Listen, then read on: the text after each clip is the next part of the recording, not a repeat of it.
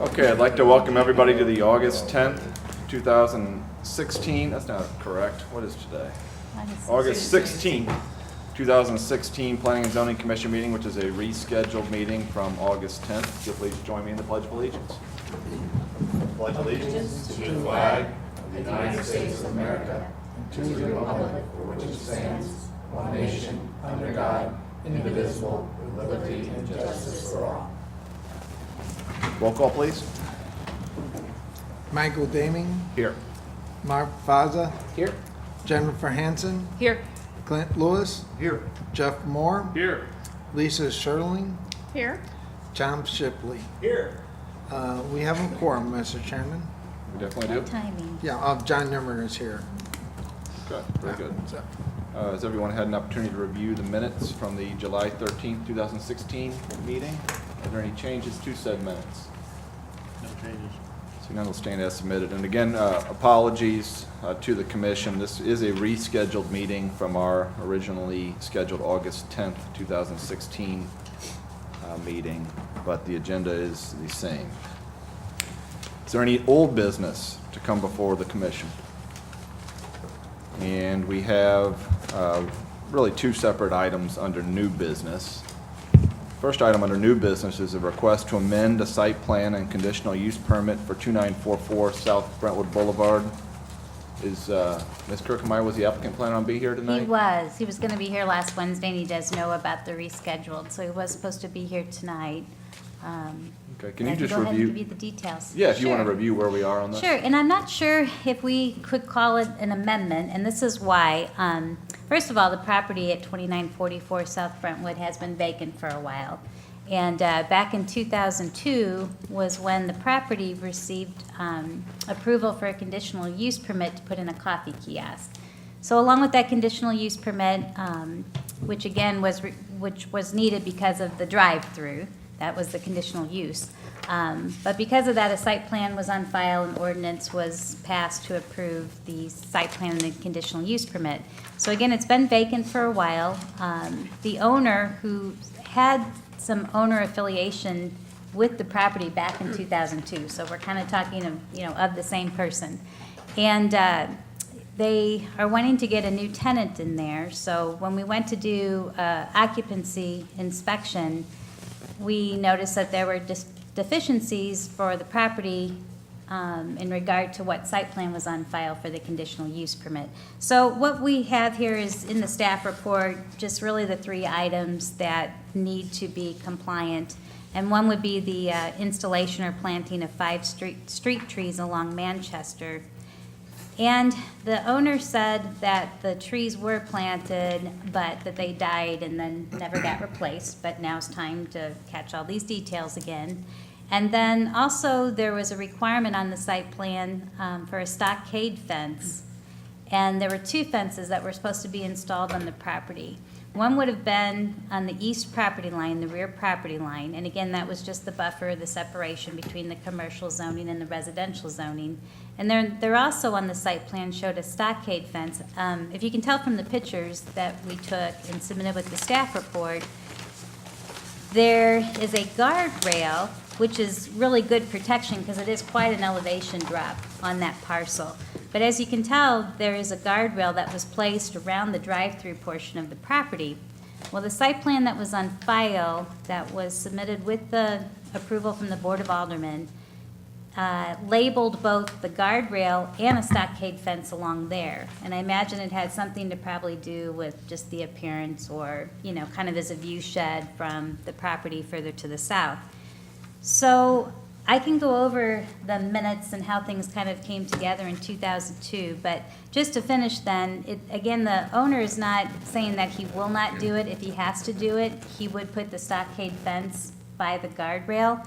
But his recollection from back to this time period was that after everything was approved by the Board of Aldermen, that it was a zoning officer decision that because the guardrail was there, that the stockade fence wasn't also required. So I'm not quite sure, again, what the spirit of intent was to maybe include both. Again, I'm thinking the stockade fence was also a requirement, as I said, just for appearance purposes probably. So that's kind of where we're at. So again, I don't know to call it an amendment because if the Planning and Zoning Commission, after kind of listening to the facts tonight, still thinks that it needs to be there, then he will comply with it.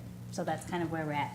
So we have a site plan that was approved by Planning and Zoning and the Board of Aldermen that contemplated both a guardrail and a stockade fence. Correct. And the stockade fence was never put up, It's never been installed. and the applicant believes that there was some sort of verbal consensus that the stockade fence was not necessary. Right, because the guardrail was there. Is there anything in the minutes that would reflect such a consensus? So this is what we found in the files. This project was first presented to Planning and Zoning on May 8th, 2002.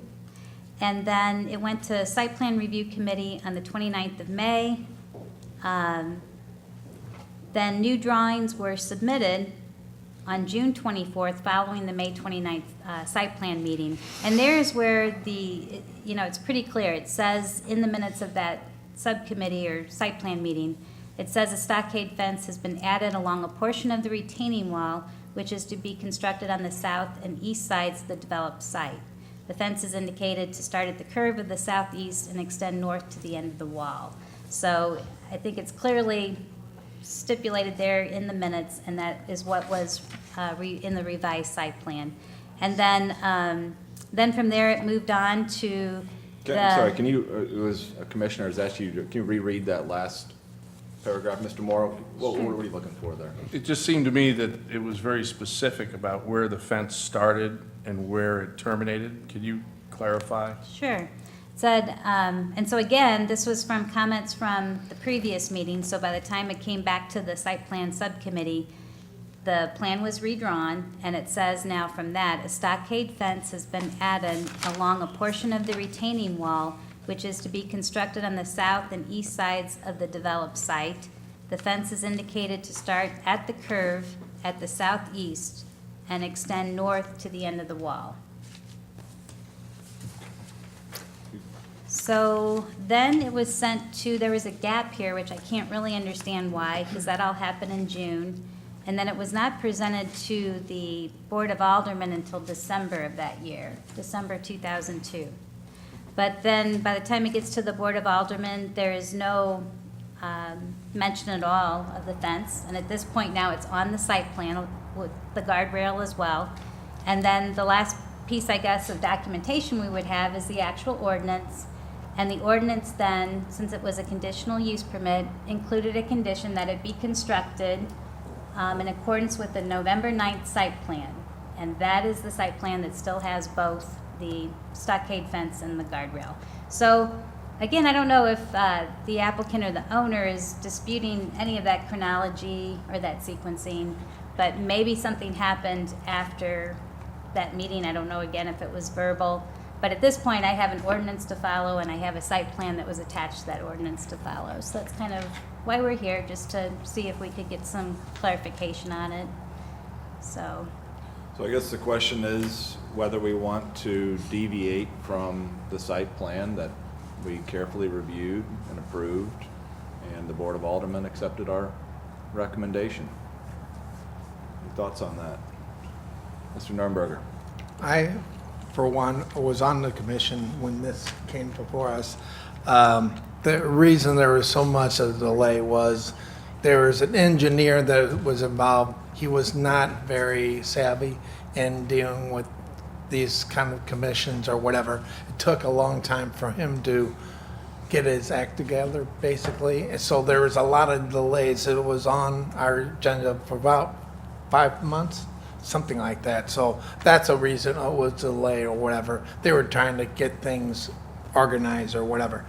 I don't remember any, I remember the guardrail, needed the guardrail, but I don't think there was really, the fencing was part of the code, but if you look at the site, it was really a difficult site to build or whatever. They spent a lot of money building it and doing that. It's a lot of other things and made a site really nice because there was a drop off or whatever.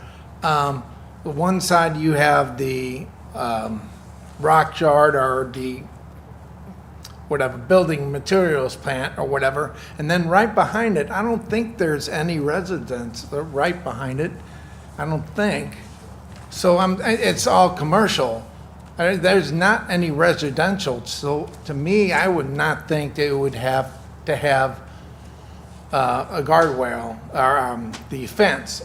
That's what I'm thinking. I don't remember, I'm sure it's in the notes or whatever that we did the fence, but the street trees, we would definitely have wanted, and they need to replace those. But I can say, seeing the site and having the site be, there's not gonna be night travel on the site or whatever, very rarely. So I can see why they want the fence up there for people that are driving through at night, and the headlights might go into the neighborhood, but I really don't see any need for having the fence. It's been operating for how many years? 2002? I don't think there's been any complaints that I've heard of about anybody being offended, not like Starbucks. There's been all kinds of complaints, but this little coffee shop has never been a problem. And I was gonna ask, what are they looking at to put in there? Sure. Yeah, I'm sorry, I didn't get that information.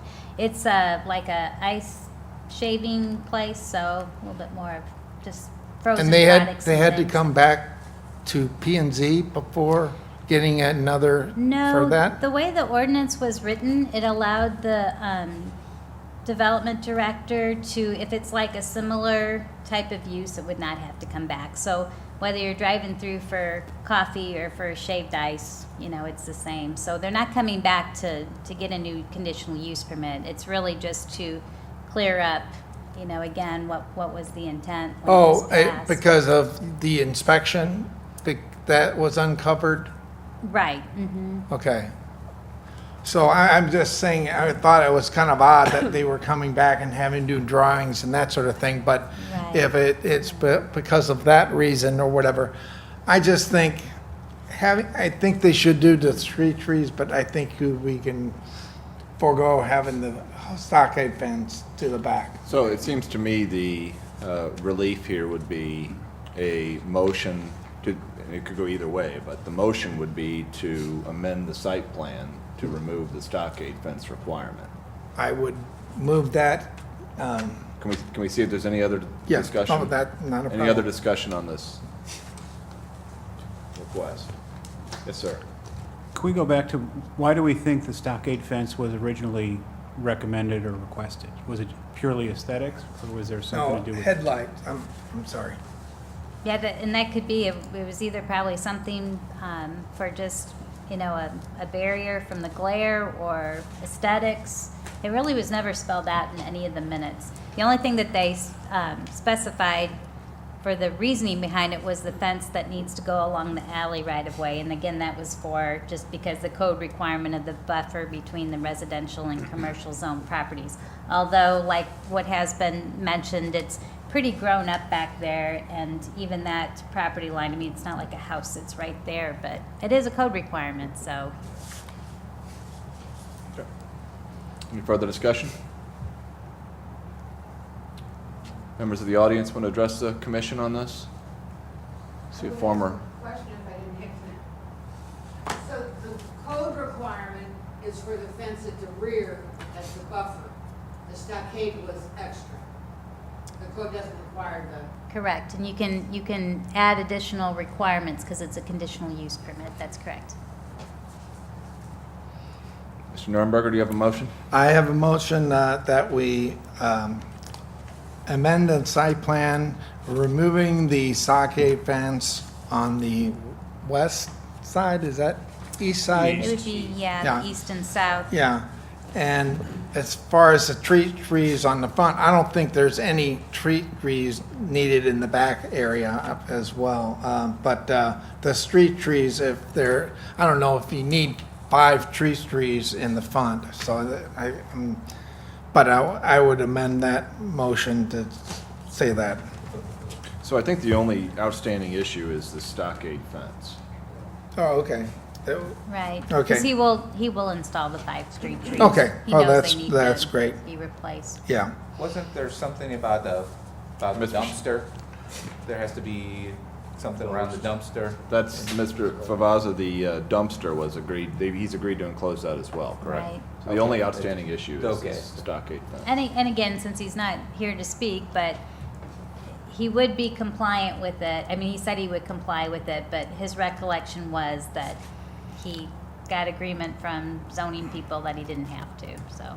And that used to happen on a regular basis. Okay, Yeah.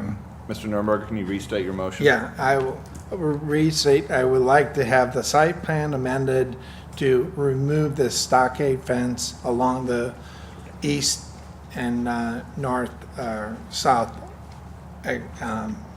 site plan. So that's all. Is there a second? Second. So the motion is to remove the stockade fence requirement to the extent it exceeds the code requirements. Is that your motion? Yeah, exactly. Motion and second. Any further discussion? Roll call, please. Mark Favazza, No. Jennifer Hansen, What, I'm sorry, is, no, yeah, I thought this was a yes. You Yes. voted no to I that. voted no, yeah. No, that we don't need the stockade fence, or no that? the- No, that we do need it. Gotcha, Oh, okay. sorry, I'm voting yes. Yeah. Thank you. Clint Lewis, Yes. Jeff Moore, Yes.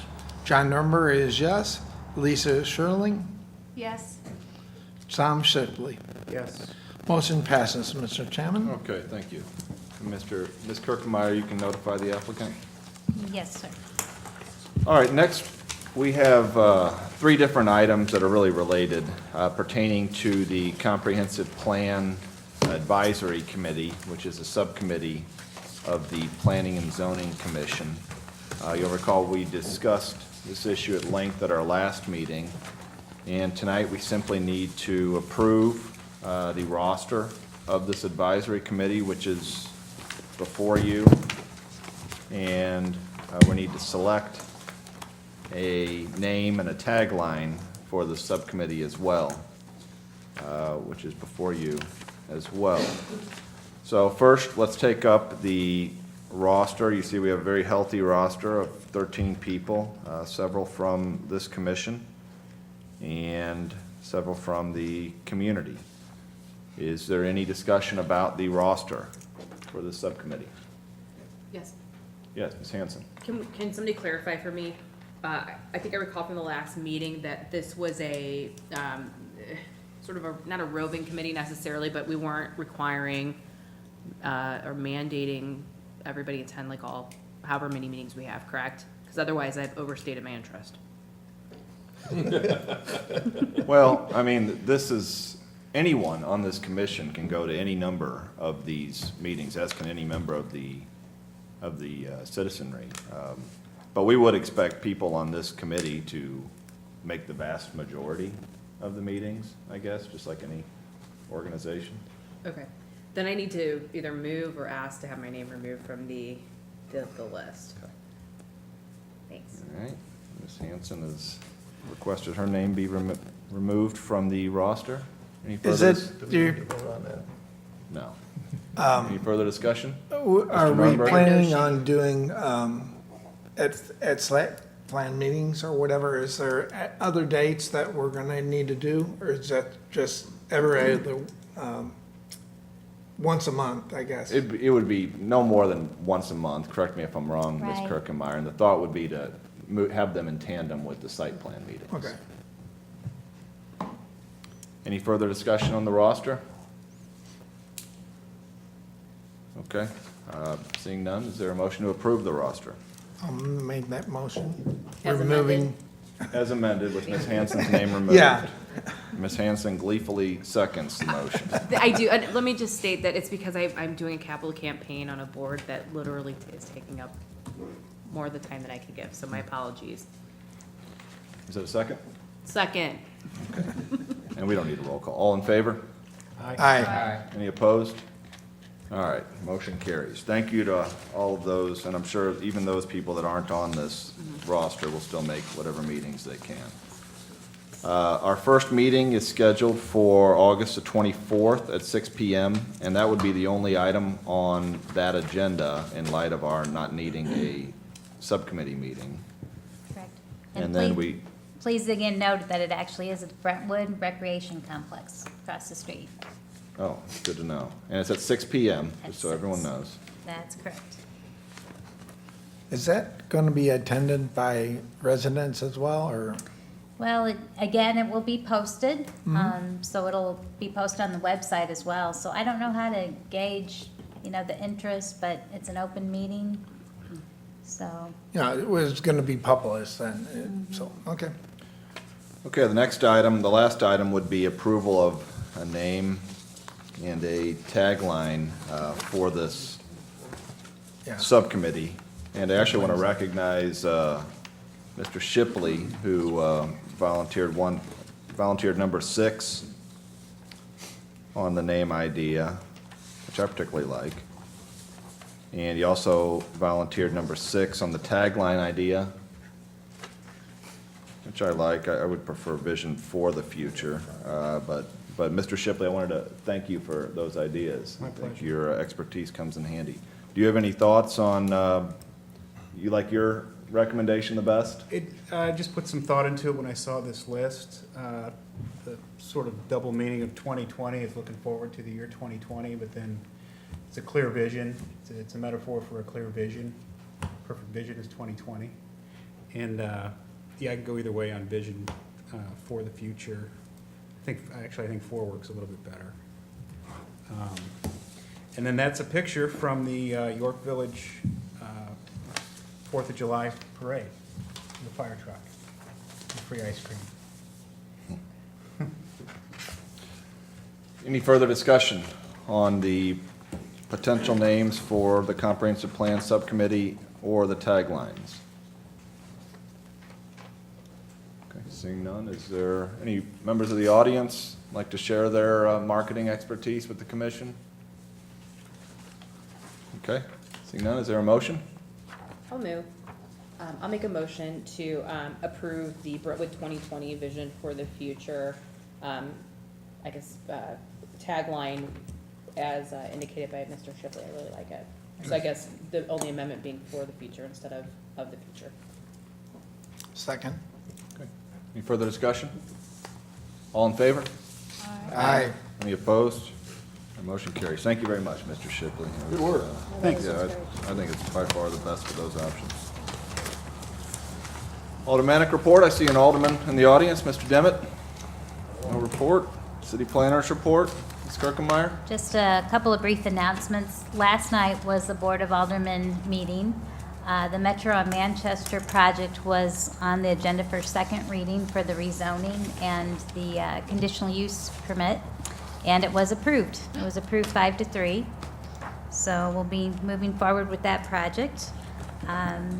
The other things then that I just wanted to mention was I do have copies of some things. The binder that was at your seats tonight, we made one for every member. I want you to know that these aren't just like things that we copied. This actually came from the codification service. So what that means is anytime now that changes or amendments are made to Chapter 400, you will get actual supplemental sheets to put into these binders.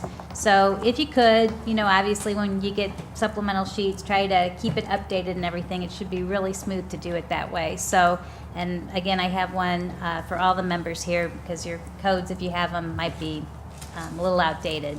And then the other thing that we have put together were copies of the comprehensive plan. They are just paper copies. It was extraordinarily expensive to get an exact duplicate of the comp plan the way it was put together. So this is just a colored paper copy, but it should do. I think I have 6 or 7 copies here. I wasn't quite sure who had the 2006 comp plan. Again, if you're a new member, you probably don't have it. You may just want to pick this up, especially since we're now in the planning process for that.